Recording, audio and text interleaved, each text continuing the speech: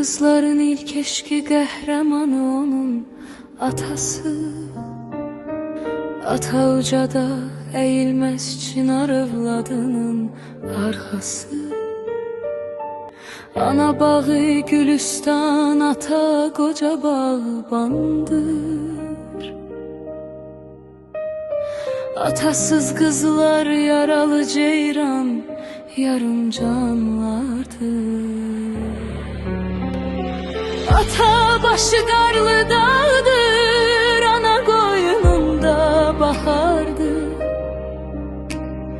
Atasız kızların bahar, qışdı yazı uzardı. Ata köklü ağaçdır, ana yarpaqlı budaqdır. Ata varsa o yuva bir kəbədir, pirdir, ocaqdır. Ata yoxsa yuvada, baharda da sazaqdır. Ana cüt qanatdır, ata zirvədə şahin quşdur. Atasız qızların həyatı, xəyalları heçdir, puçdur. Bir gözləri gülsə də, bir gözləri qalayar. Yetim öksüz atasız, sözləri ürəkləri dağlayan. Ata olmaz nə qardaş, nə dayı, nə əmidən. Dənizdə üzə bilməz yelkənsiz bir gəmidən.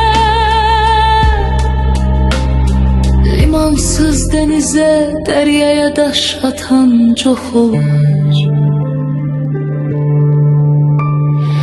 Atasız qızların dərdi, qəm qüssəsi çoxalar. Yanağından təbəssümü, gülüşləri yox olar. Ata sensiz həyatda qeyb olmuşam, azmışam. Mezardaşımın üzerindeki şiiri mən yazmışam. Bulut kimi dolmuşam, şimşək olub çaxmışam.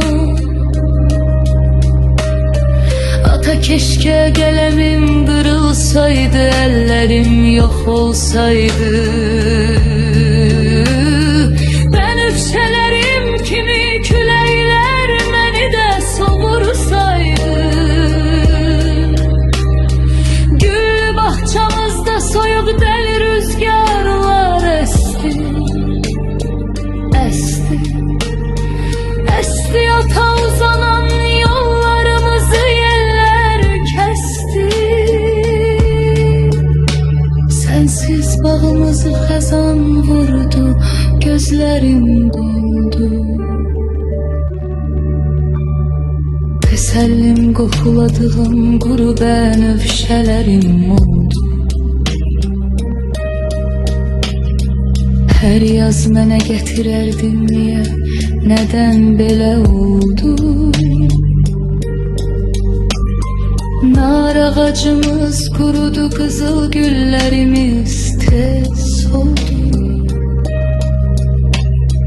Çardaqdakı şanlar, üzümlər saçaqlarını yoldu.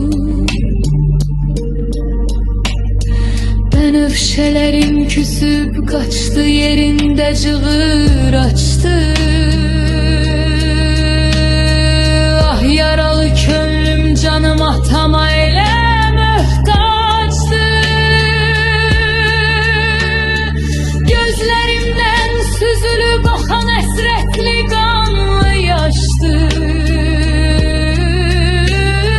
Bu həyatın atasız ən ağır zərbəsini almışam. Bənövşələri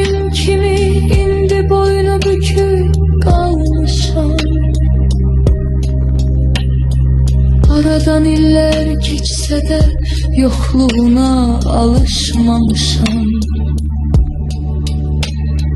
Yuxularıma gəl ata, sənin üçün çox darıxmışam.